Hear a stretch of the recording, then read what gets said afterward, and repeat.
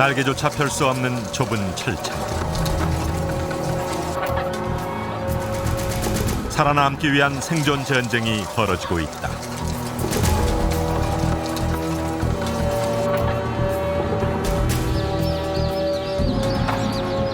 선택되지 못한 수평아리들은 바로 도태된다.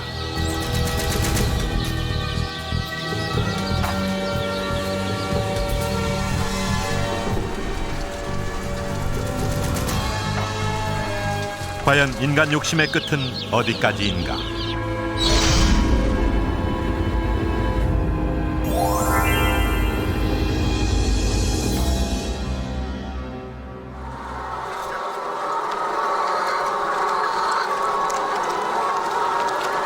닭 사육이 대량화되면서 배터리 케이지라는 닭 사육 틀이 개발됐다. 단지 편리하게 관리하기 위해서다.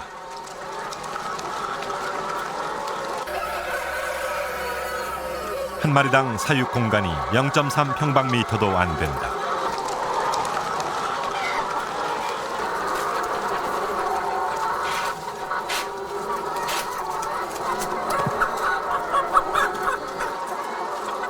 신참이 새로 전입해오면 치열한 싸움이 벌어진다.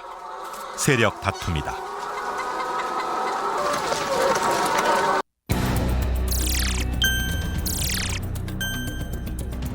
가로 세로 30cm의 좁은 철창에 칸칸마다 닭 3마리씩 넣어놓았다.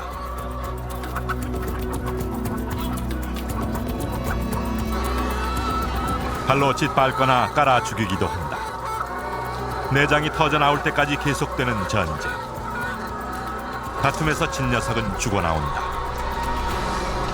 그때 막 짓눌리니까 같이 들어앉아서 막 힘센 것들이 약한 놈들은 막 짓눌린다고. 그럼 밑으로 막 빠져나오려고 그래요. 빠져나오려고 그러면 날개가 이제 저 밑에 꽉 끼가지고 못 나오고 그래.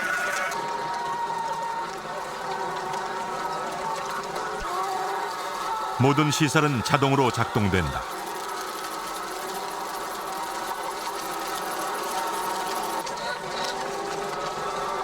알을 많이 낳게 하기 위해 고단백질 사료가 공급된다.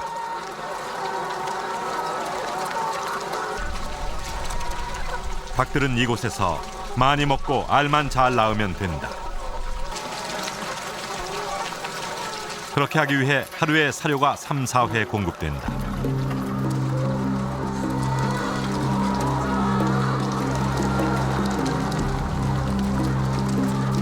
아무리 사료가 많아도 먹지 못하는 녀석이 있다. 약한 녀석은 머리조차 내밀기 힘들다. 겨우 2마리가 목을 내밀고 사료를 먹을 수 있을 정도다.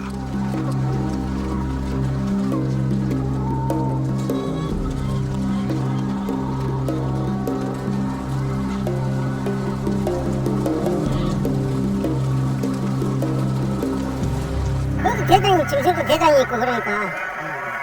대장이 있으니까 대장이 먼저 먹어야 이제 나중에 약한 놈들은.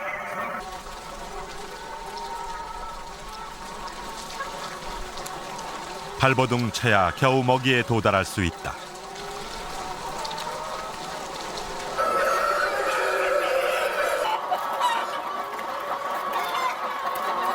닭은 원래 호기심이 많은 동물이다. 낯선 사람과 주인 발자국 소리를 구별할 정도로 영리하다. 한 마리가 울기 시작하면 나머지 닭들도 울어댈 정도로 예민하기도 하다. 군중 심리가 있어 몰려다니기를 좋아하는 습성을 가지고 있다. 케이지 사육은 닭들의 이러한 본성을 철저히 무시한다.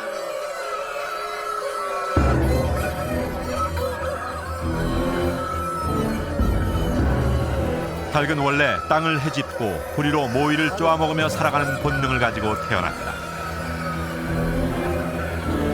흙을 파헤치고 흙에 뒹구는 것도 그들의 본성이고 기본적인 생리다.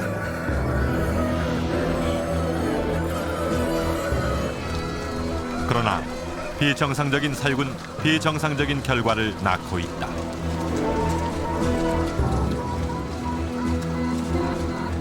그 닭은 이빨이 없지 않아요.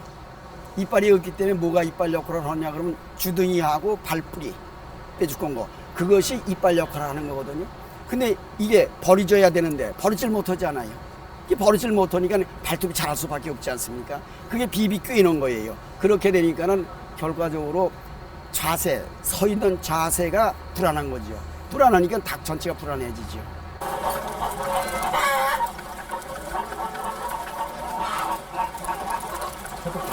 물 먹는 솜씨가 보통이 아니다. 살아남기 위해서는 어쩔 수 없다.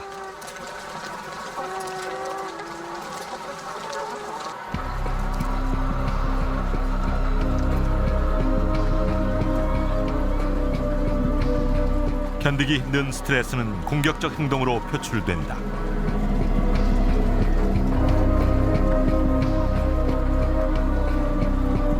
Fjerpilning, når man piller fjerne, når de piller fjerne af hinanden, så er det et udtryk for, at hønsene er frustreret, og at de er stressede.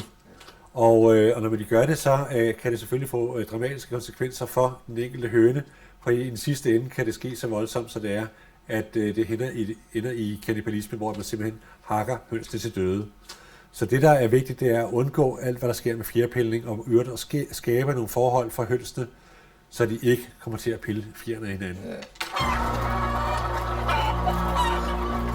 부리가 칼로 자른 듯 없어진 녀석들이 보인다.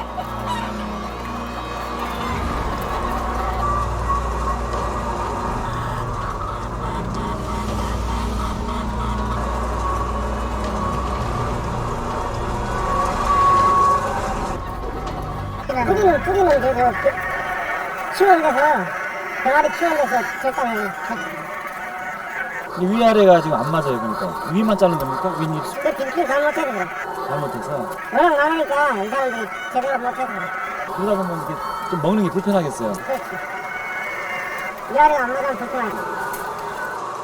닭의 부리는 신경 조직이기 때문에 부리를 자를 경우 아주 고통스럽다고 한다. Men det er jo også et kæmpe problem, fordi næbet, det er ikke ligesom vores negle. Næbet er fyldt med nerver. Så det er virkelig at fjerne nogle vigtige sanseorganer for dyret.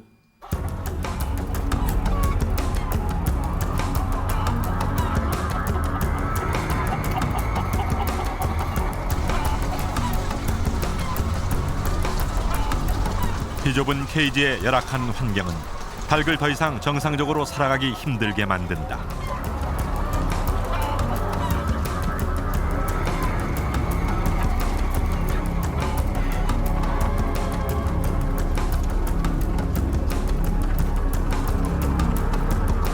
앞으로는 케이지가 조금 옛날보다 더 그 자유로운 환경에서 닭이 사육될 수 있도록 그거는 이제 정부에서도 권장 사항이고 우리 농가에서도 그건 바라는 사항입니다. 네.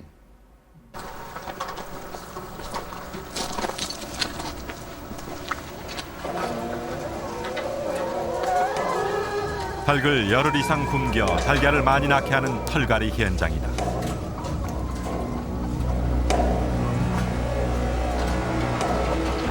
산란율이 70-80% 아래로 떨어지면 길게는 보름까지 굶긴다.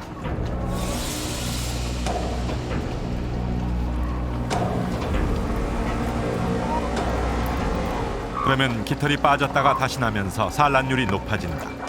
이른바 환우 현상이다.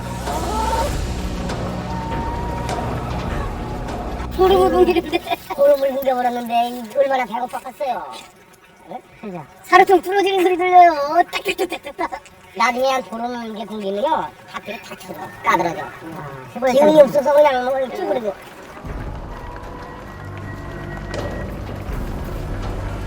닭을 굶기는 것은 산란율을 높이기 위한 극약 처방이다.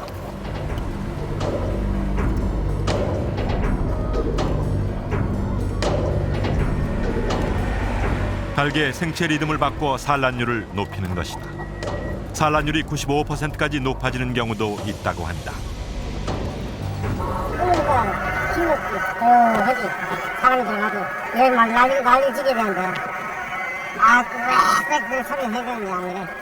처음에는 사람만 꿀떡하면 막 난리지는데 이제 굶으니까 배가 막 힘이 없으니까 조용해.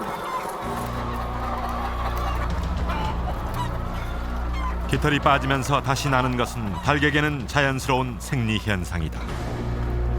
하지만 사람들이 알아볼 정도로 털이 많이 빠지는 것은 극히 비정상적이다. 주로 목이나 날개 밑에 깃털이 빠지는데 털갈이만 전문적으로 하는 양계장도 있다고 한다.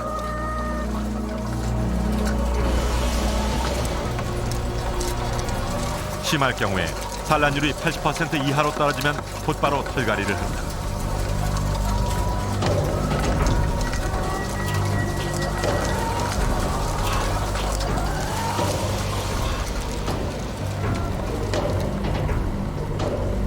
털갈이를 하고 난 후 약 4개월 정도 알을 더 낳게 된다. 하지만 상당수의 닭들은 털갈이를 견디지 못하고 기진맥진해 죽어간다. 10,000마리당 300~400마리가 죽어나간다. 그나마 나아진 게 이 정도다. 다시 목에 털이 나기 시작한다. 생체 리듬이 바뀐 것이다.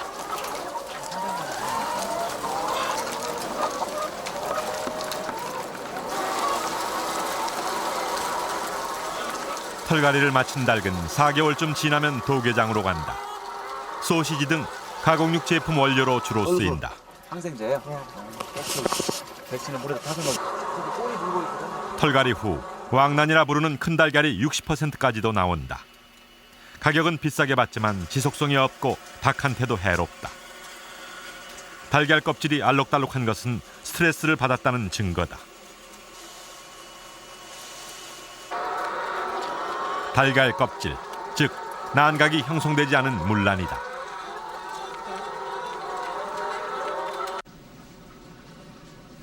껍질이 두 겹인 것도 있다.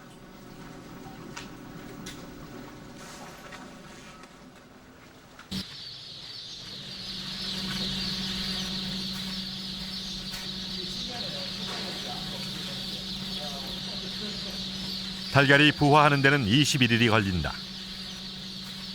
대개 암평아리와 수평아리의 비율은 6대4로 암평아리가 많다.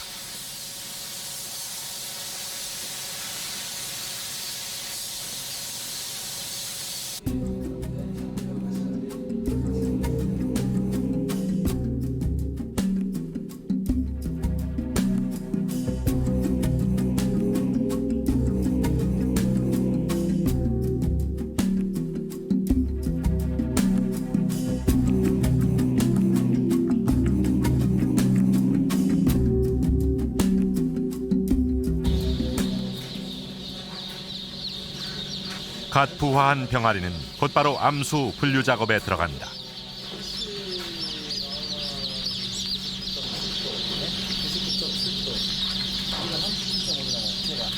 쓸모가 있다고 생각하는 암병아리만 골라낸다.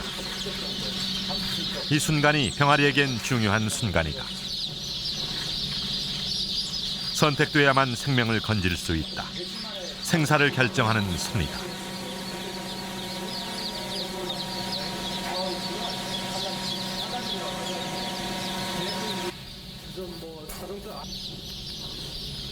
일단 죽음의 위기를 모면한 암평아리들이다. 며칠 만에 부화가 되죠? 20. 대충 발생실하고 발육실하고 틀리니까. 발전식이야? 발전식이야?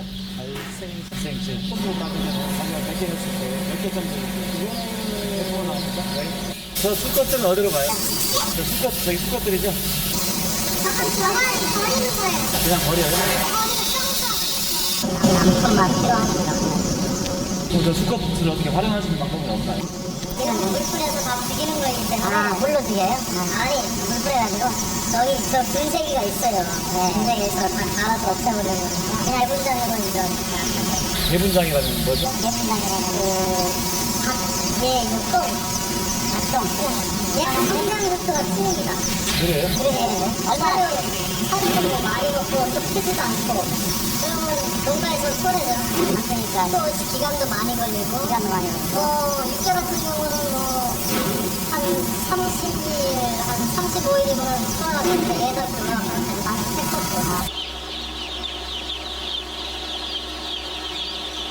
부화 후 35일 정도에 1.5kg짜리 튀김용 닭을 만들어내는 양계장이다. 일단 목숨은 건졌다. 이제 살찌우는 프로그램만 기다리고 있다.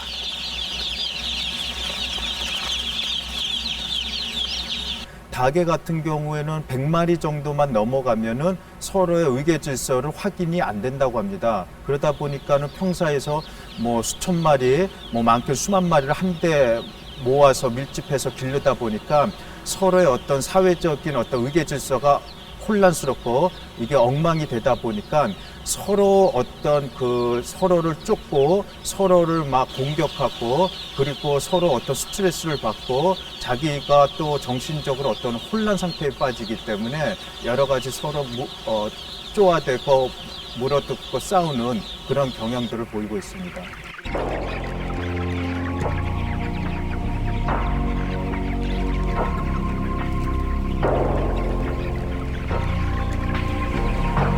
보통 100평의 하우스 양계장에 5,000마리 이상의 닭을 집어넣는다. 우리나라 육계 농가의 70% 정도가 닭을 키워주고 마리당 사육비, 즉 수수료를 받는 계약 사육 방식을 취하고 있다.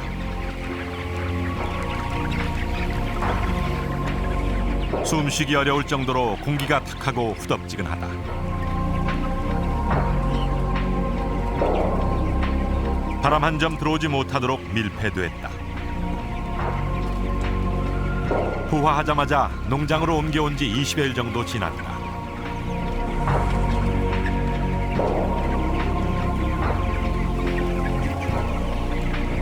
열악한 환경에 견디지 못한 닭들이 죽어가고 있다.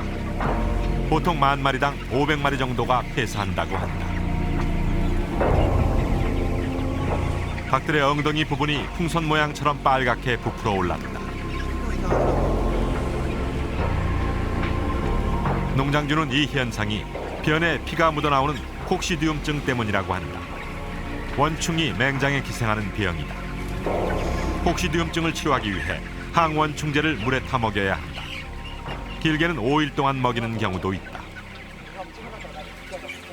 이 닭들은 이미 양계장에 오자마자 3일 그리고 12일째부터 3일 동안 질병 예방제를 물에 타 먹였다.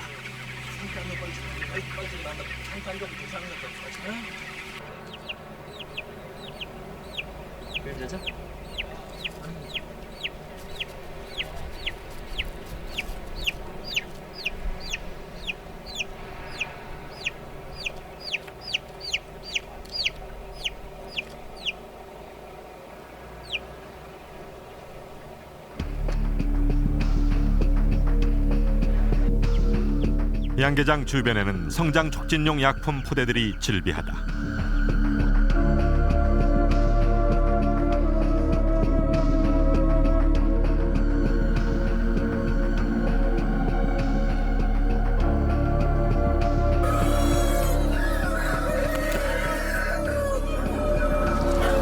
물 색깔이 검붉게 변했다.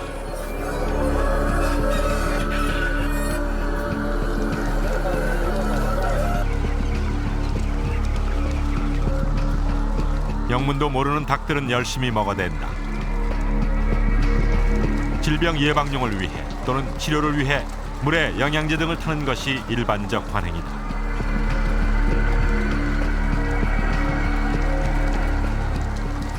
옛날 주사 놓고 그랬는데 주사 놓고 힘들고 그러니까 지금 음수로 다 한다고. 얼마 만에 한 번씩 했어요? 물약으로 이제 보름마다 그래 이제 물약으로 3일, 3줄 때마다 3줄 때 3일 줘 이제. 10월마다 한 번 주더라도 3일을 연급해 준다고. 그건 물사로 준다 그래. 사료당 이제 뿌리는 거라. 물조리로 주는 사람도 있고 이제 기계 설치해가 이제 사료 주면서 이제 기계 가면서 그냥 그쪽으로 설치해가지고 기계로 주는 사람도 있고 그래. 물조리로 쫙 주는 사람도 있고 사료에 이제 그냥 가루약 타는 사람들은 이제 사료 차고 오면은 그 위에다 이제 그냥 타면서 그냥 사료가 섞여. 음수 먹이는 사람들은 이제 물통에다 땡주에다 이제 타고 그렇게 하지. 왜 먹이는 거예요? 아니 병 예방하는 거지. 또 어떤 농장 가서 보니까 아예 빨간 약처럼 빨갛게 타서 먹이던데. 그건 영양제하고 막 섞여서 그래. 섞어서. 그러면 이제 뭐 계란 세상 좋으라고 영양제 그런 거 막 그냥 섞어가 이기는 거 있고 그래. 차에다가 이제 뿌리주는 것도 있고. 그다음에 또 계란 색깔 좋으라고도 뭐 합니까 이렇게? 그렇지. 색깔 난각 좋으라고도 껍질 두꺼우라고도 하고. 껍질이 두껍고. 이제 노란자 이제 좋게 하느라고 할 수도 있고. 그거 물 들이는 거네요 계란에다가? 그렇지. 계란 거기다 영양제 이제 그리고 닭 이제 뭐 이제 산란을 조금 좋게 하고 그러는 거지. 그것도 예. 하는 사람들은 한 달에 2번씩 해. 한 달에 2번씩 먹여. 그렇지. 그걸 안 하면은 또 차이가 나니까. 그렇게 하는 사람들은 또 계속 그렇게 해야 돼 또. 그 말하면 항생제를 많이 쓰긴 쓰네요 그러면은. 그렇지. 항생제 닭한 대는 항생제 좀 들어가야 돼 그래서. 안 들어가면 뭐 폐사 나오고 뭐 이러니까 안 돼.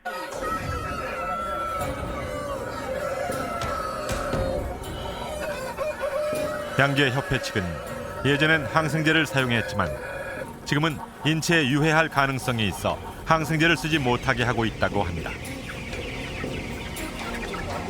하지만 현장의 실정은 사뭇 다르다.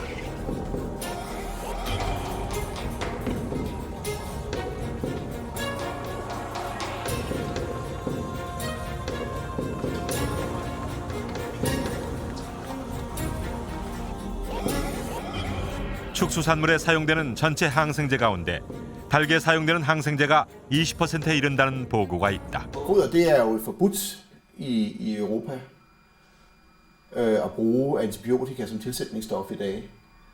Og det er jo forkert, ikke så meget af hensyn til dyrene, men som af hensyn til mennesker. Man er bange for opbygning af resistens. Altså problemet med at tilsætte antibiotika til foder, det er, at man jo skaber resistens hos en række bakterier.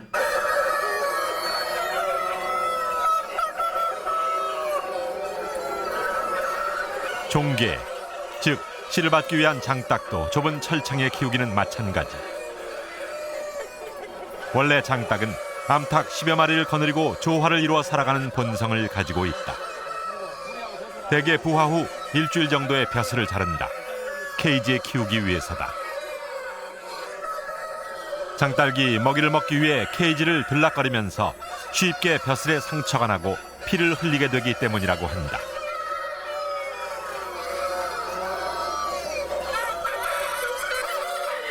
가로 세로 40cm의 케이지. 장딸기 제대로 서지도 못하는 높이다.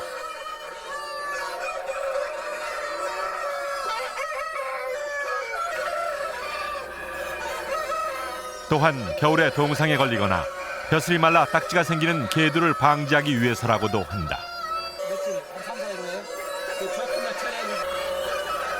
장딸은 대개 부화한 지 6개월 후부터 15개월까지 3, 4일에 한 번씩 정액을 채취한다. 수컷 한 마리 정액으로 암컷 30여 마리를 인공 수정할 수 있다. 천천히 그냥 되고 계세요.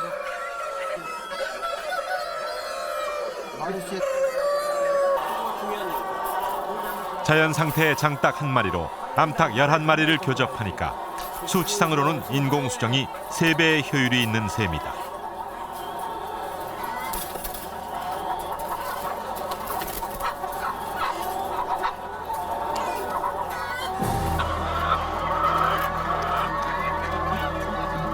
대개 암탉들은 부화한 지 6개월 후부터 알을 낳기 시작한다. 그러나 케이지 사육닭의 경우 고단백 사료 투입으로 알 낳는 시기도 앞당기는 경우도 있다고 한다. 케이지에서 사육된 닭의 경우 1년 정도 알을 낳는다. 그러나 자연 상태일 때는 3년 정도 알을 낳는다. 알 낳는 기간이 3분의 1 정도로 짧은 셈이다. 그만큼 닭에게 무리가 갔다는 얘기다.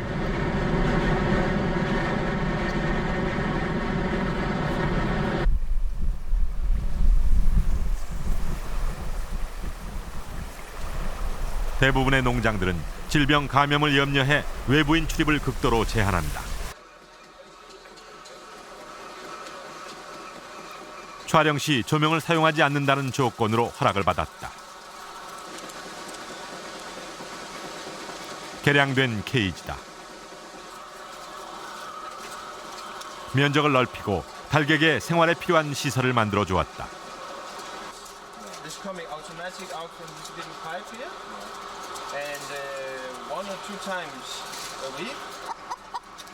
케이지 안에 닭이 앉을 수 있는 횃대를 만들어 주었다.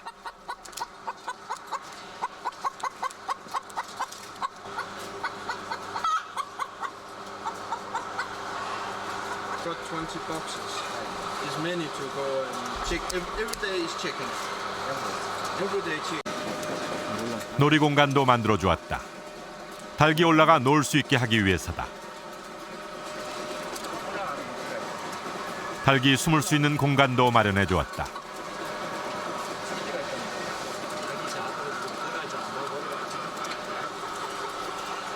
본성을 배려한 최소한의 조치다. 닭들의 본성에 맞추는 것이 소비자들의 요구이자 닭들도 행복해지기 때문이다.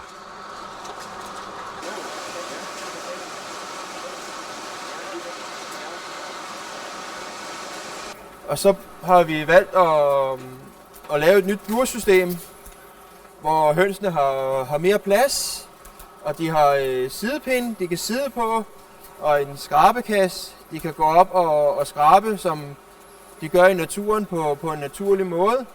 Og vi har en fin rede, de kan gå ind i og lægge æg. Og hønsene de har fået noget mere plads i højden.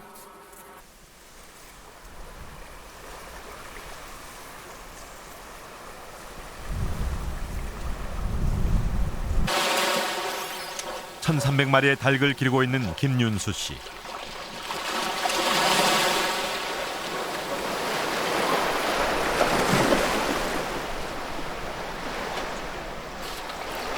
주변에 있는 모든 것이 닭 먹이다.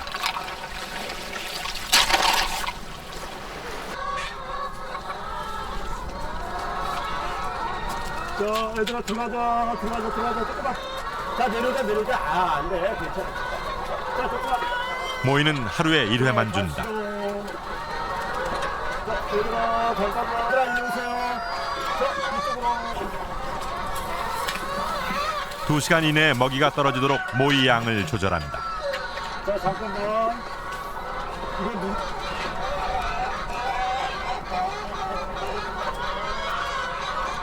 닭똥 냄새로 닭의 건강 상태를 체크한다. 얘들아 가자. 잠깐만. 자, 들어갑시다. 자, 얼른 안 돼. 자, 잠깐만. 자, 조금만 내려가자. 자, 갑시다. 아니야, 이리 와. 모이는 60%의 사료에다 쌀액이나 왕개 등 주변 부산물을 40% 정도 섞어 만든다.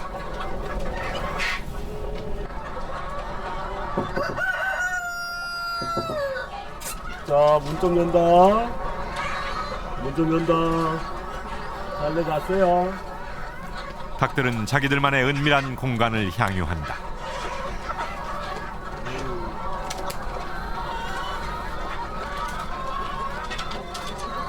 그러기 위해서는 사람의 접근은 최대한 자제하는 게 필요하다. 그래, 잘했어.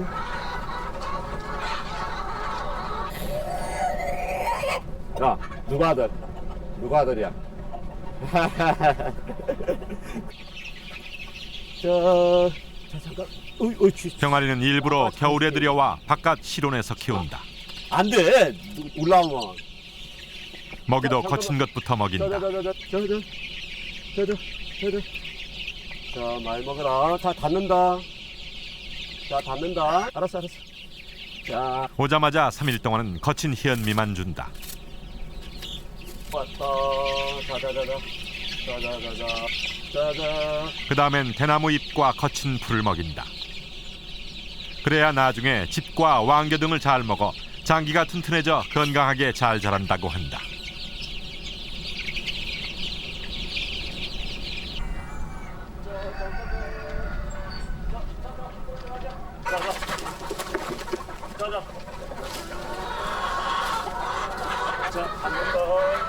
어릴 때부터 먹던 풀이다. 김윤수 씨는 브로콜리 등 주변 부산물을 사료로 이용한다. 버려지는 농가 부산물을 거두어들여 환경도 지키고 닭에게도 건강한 먹이를 줄 수 있어 일거양득이다. 닭에게는 자기들끼리 어울리면서 자기들만의 세상을 만들도록 놓아둔다.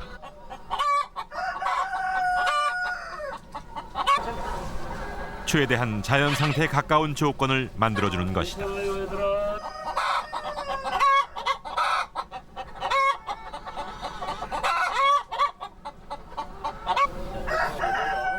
김윤수 씨가 생산한 달걀은 찾는 소비자들이 많아 없어서 못 팔 형편이라고 한다. 수익성 면에서도 일반 케이지식 닭 사육에 비해 절대 뒤지지 않는다고 한다. 사료비도 절반만 들 뿐 아니라 노동력도 적게 든다. 그리고 무엇보다도 중요한 것은 소비자에게서 확고한 신뢰를 얻고 있다는 사실이다.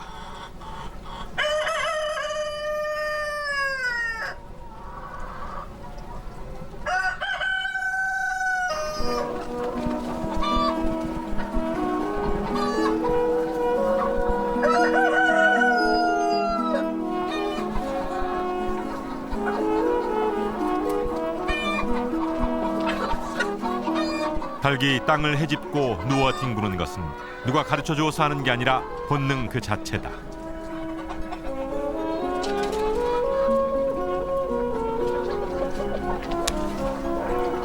닭은 흙목욕을 통해 이와 기생충들을 없앤다. 닭에는 이가 많은데 이가 많으면 알을 못 낳게 되는 경우도 있다고 한다.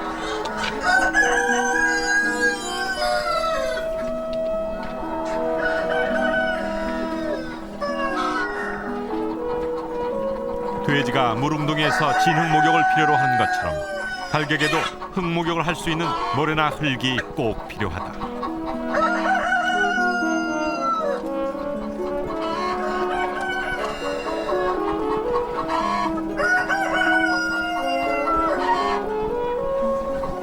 이게 이 정도 닭이 있다 그러면 완전히 떡같이 돼야 되는 게 미생물이 극대화됐기 때문에 지금 이렇게 전부 다 이제 미생물이 이제 발효를 된 겁니다. 그래서 이게 이런 그 볏짚도 이제 똥이 싸가지고 지금 발효되거든요. 이게 쪼개질 겁니다. 그러면 이제 닭들이 다 먹게 되는 거죠.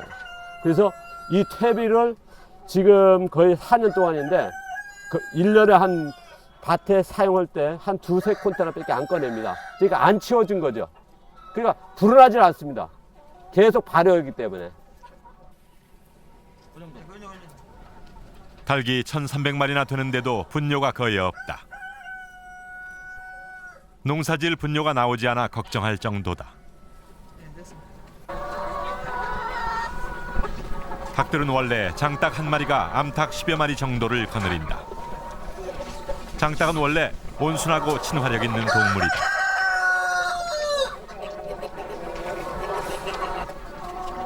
장닭들은 암탉과 교접하기 전에 구애를 위해 특유의 날갯짓을 한다.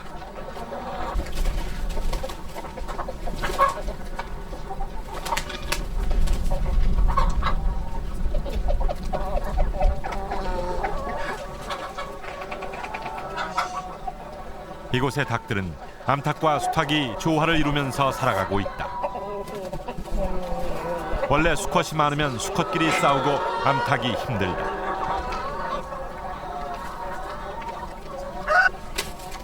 반면 수컷이 적으면 수정률이 떨어진다. 그리고 수탉 주위에 암탉이 모여든다.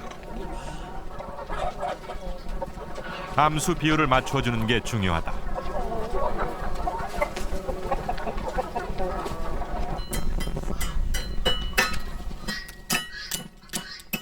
김윤수 씨는 시간 나는 대로 제주도 해안가나 들녘에서 소라 껍질이나 브로콜리 잎사귀 등 부산물을 수거해온다.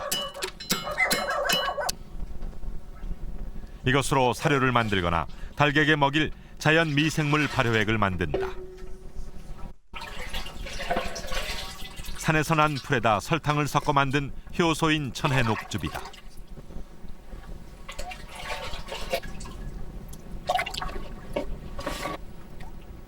쌀뜨물에다 버려진 초유로 발효시킨 유산균이다.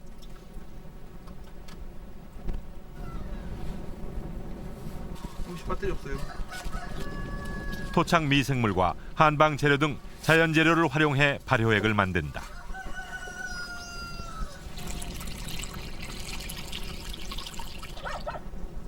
이렇게 만들어진 발효액은 4-5일 간격으로 닭에게 먹인다.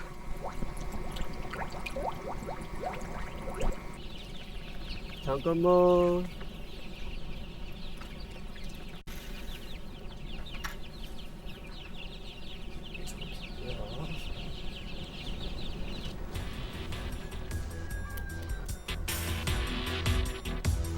제작진은 먼저 자연농업난과 기계식 사육난의 난백, 즉 흰자질의 퍼짐 정도를 비교해 보았다. 자연농업난은 노른자를 싸고 있는 흰자가 퍼지지 않는다. 반면 기계식 사육난의 흰자는 경계도 없이 퍼져나간다. 이번에는 노른자, 즉 난황의 탄력도를 비교해 보기로 했다. 먼저 기계식 사육난의 노른자다.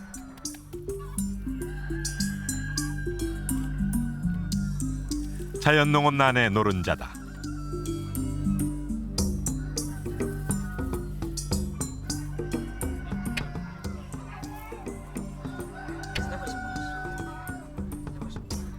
흐트러질 때까지만 누르죠. 3번, 4번,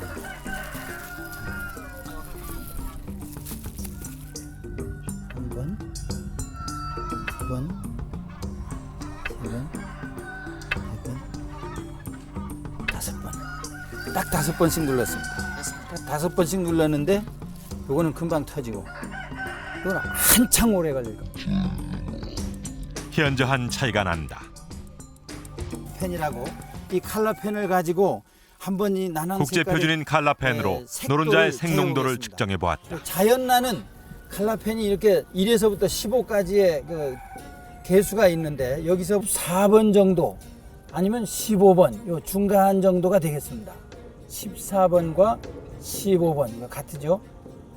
9번, 10번 요 9번과 10번 이 칼라펜으로 1, 2 정도 차이만 나도 상당한 난황 색깔 차이인데 여기서 무려 한 4 정도의 차이가 난다는 것은 난황 색깔에 상당한 차이가 있다는 걸 뜻하고요. 실험 결과 자연농업난은 기계식 사육난에 비해 항산화 기능이 강해 부패가 방지되고 저장성과 보존성이 높은 효과가 있는 것으로 나타났다. 일반 난에 비해서 자연난이 더 신선도 면이라든지 탄력성 우선 탄력성 면에서 상당히 우수하고 강력하다는 그런 뜻이 되겠습니다. 케이지에서 사육된 닭의 경우 자연농업 닭보다 복부지방이 훨씬 심하다.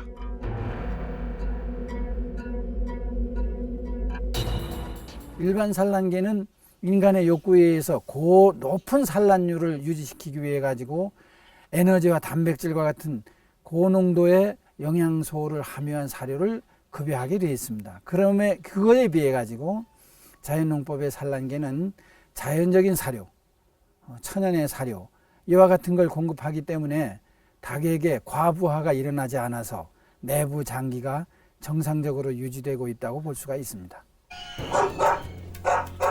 제작진은 대구 가톨릭대학교 허용 교수팀과 함께 케이지 사육닭과 자연농업닭의 스트레스 실험을 해보았다. 동물 스트레스 실험의 국제 표준인 엘라이자 반응법을 사용했다. 스트레스를 받았을 때 스트레스에 얼마나 능동적으로 대처하느냐를 알아보는 실험이다.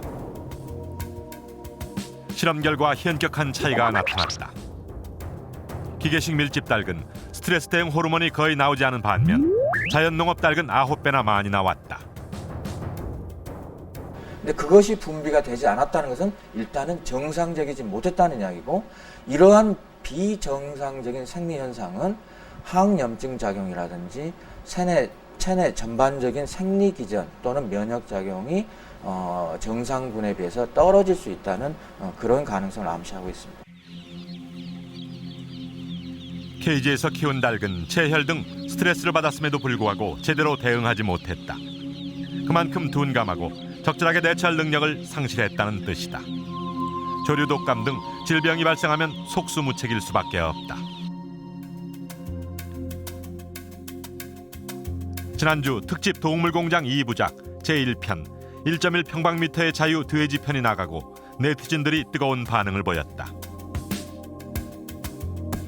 우리나라 실정상 동물 복제를 거론하는 게 아직은 시기상조가 아니냐는 의견과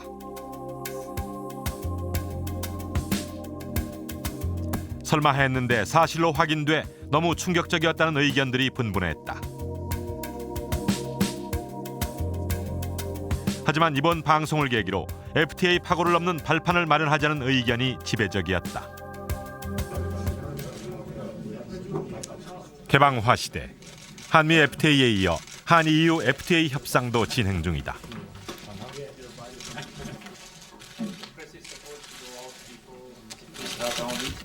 우리도 무한 경쟁 시대에 살아남기 위해 생존 전략을 세워야 한다.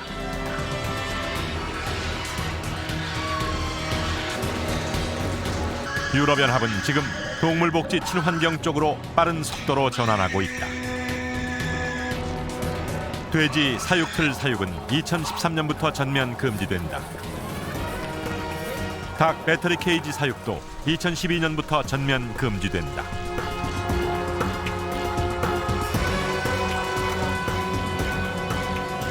돼지고기 수입 30% 시대. 우리 축산업이 살아남기 위해서는 동물 약품을 덜 쓰는 친환경적인 축산으로 나아가야 한다.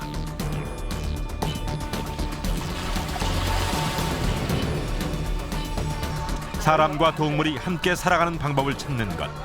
거기에 우리의 희망과 미래가 있다.